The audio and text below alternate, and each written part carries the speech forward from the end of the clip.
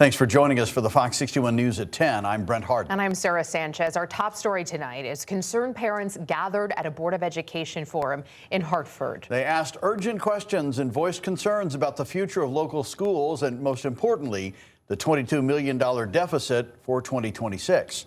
Here's Fox 61's Kay Pattyfoot. Tonight, parents voiced concerns over lack of services and extracurricular activities in Hartford schools. They say in particular, music and arts are not available to students, which is forcing them to go to schools outside of the district. Hartford Public Schools is facing a $22 million deficit, and school officials say they cannot cut anymore. Superintendent Dr. Andre Townsell says it's not fair to the students. Over the last 10 years, we cut $200 million and 600 jobs. We will no longer balance our budget on the backs of kids.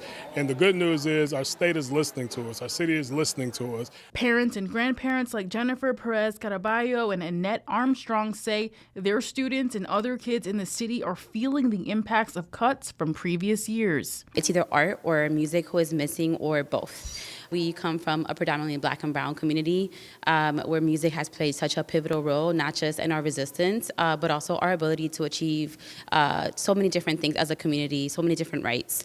And so I do actually think that it's not only inequitable to do so, but it's also culturally incompetent and just not true to our history.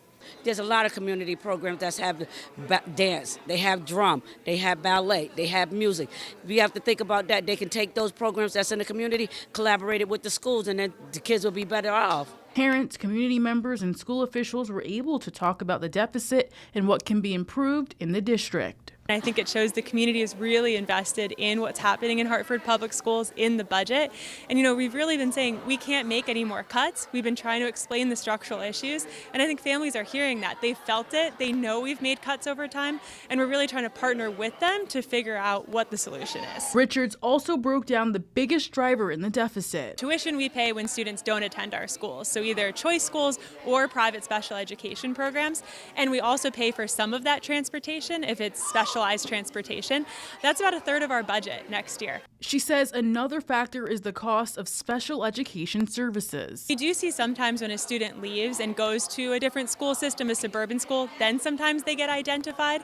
I don't have the data on that exactly, but it is something we've seen is sometimes they're not identified in Hartford. Then when they go somewhere else, they are identified. And then, of course, we're paying for those services for the student in that school. There will be a public hearing at the next Board of Education meeting on April 21st. In Hartford, Kay Pattyfoot, Fox 61.